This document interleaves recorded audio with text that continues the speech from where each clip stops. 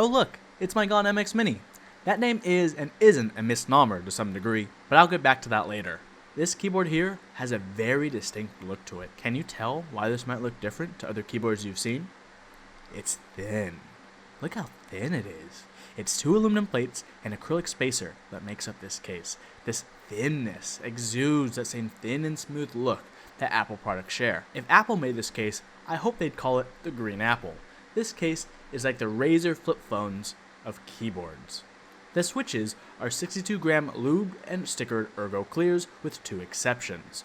The escape and numlock keys are actually 67-gram Zelio switches. The reason for that is from a car accident I was in back in January. It wasn't a bad crash for me, but not all my keyboards nor my car did so well. The stems for the escape and numlock key were sheared straight off, so I desoldered those and decided to pop in some Zelios instead of just replacing the stems. It's not only the thickness that catches your eye, it's that acrylic spacer.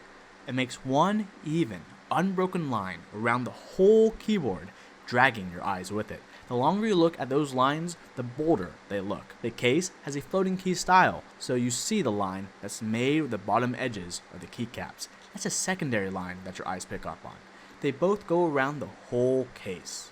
The acrylic is actually slightly larger on all sides than the aluminum plate, which has the same effect as stuffing a sock down your pants on your first date. It might not be noticeable immediately, but once your date notices, you had better live up to expectations.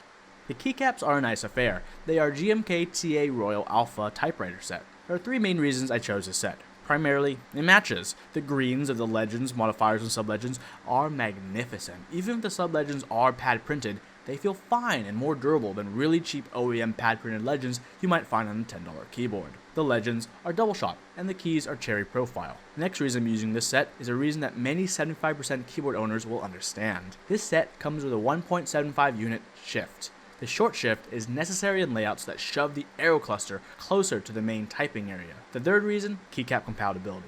Having a short shift is fine, but I also have a Win keyless bottom row.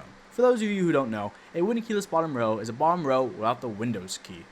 The bottom row usually measures 1.5 by 1 by 1.5 by 7 for the spacebar, 1.5, 1, 1.5. Most GMK sets are great at supporting Win keyless layouts. Yeah, I know, having a Win keyless layout on a 75% is kinda weird because Win keyless layouts originated on full-size and 10 keyless keyboards, but I like it. And it feels way more symmetrical than what other keyboards have been doing by having 3 1U modifiers on the right side of a standard spacebar.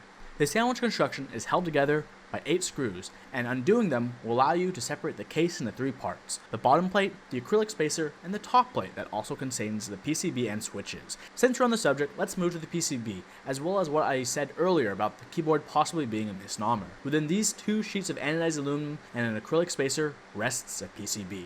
The PCB is not a Gone PCB, it's a Win keyless MX Mini PCB. Win keyless, like Gone, is another Korean custom keyboard company. The PCB, though, is ancient. Their earlier MX Mini designs. This PCB isn't even compatible with their current PS2 AVR software. So a keyboard is the sum of its parts, but what defines it? By name. Is it defined by what PCB it has, what case it has? It's not a Gone PCB, and Win keyless doesn't offer aluminum cases. Win keyless doesn't support this PCB anymore, and Gone has his own new one. This keyboard is kinda caught in the past. Let's go to the switches I briefly mentioned earlier. 62-gram lubed and stickered ergo-clears. Nowadays, that just sounds like being a regular at the local pub. 62 grams lubed and stickered ergo-clears on the rocks, please. It helps cleanse my colon of MX Browns. Does stickering make a difference in key wobble? No, at least I don't think so. It does add some nice bling to your switches though, which in this case I do like, even love. I wouldn't take the time to do it myself, but I do appreciate it when it's there. It's, in a way, a waste, in every way except for showing others and yourself that you care deeply about the modifications of the keyboard, which is completely fine. You wanted to make it yours. You got in there, peeled and stuck little stickers to every switch. You went through, lubed the slider, swapped the spring. Even in these small acts of customization, your keyboard starts to really feel yours, more than swapping keycaps or cases. The only more intimate step you would have with your keyboard is doing both the building and customizing yourself. I say all this because, yeah, there are a lot of Korean customs out there with similar specs. 62 grams lube ergo-clears, GMK something, probably Dolce with CMYK or RGB mods. Maybe they went lubed MX Reds or lubed MX Blacks with mod swings as well. Despite so many similarities, doing so many Korean customs, ask any builder and they'll know the keyboard inside and out. Building a keyboard that allows you to create a bond with the keyboard, similar to how you might bond with a car if you start really modding it. A full disclosure though, I did not build this keyboard, but that doesn't mean I can't understand it. Now that I've talked to you about all that, I can talk to you about Korean customs. If a Quickfire Rapid is a young, pimple-faced freshman in band, then a Korean custom is a senior who's a star of the football team. To the Quickfire Rapid, a Korean custom just seems like he's on a completely different level. And the truth is, he's like you, he's like me, and the rest of us. He is the sum of his parts. His parts just seem way better. And we just went over the parts. That's all there is to it. There's no magical device inside that radiates Korean keyboard magic. There's just the build quality of the case, material of the case, the PCB and switches used, and of course some smaller things like stabs, whatnot. I don't want to rattle all of them off right now. The symbolism behind Korean customs in the keyboard scene is no different than saying German engineering when it comes to talking about cars, or saying your own name when your father starts to think about where his life went wrong.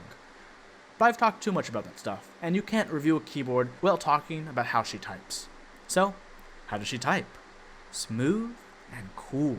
Smoother than spreading butter on a model's body, and cooler than Cool Whip. There's a certain smoothness you feel when you lube a switch that you wouldn't ever feel normally.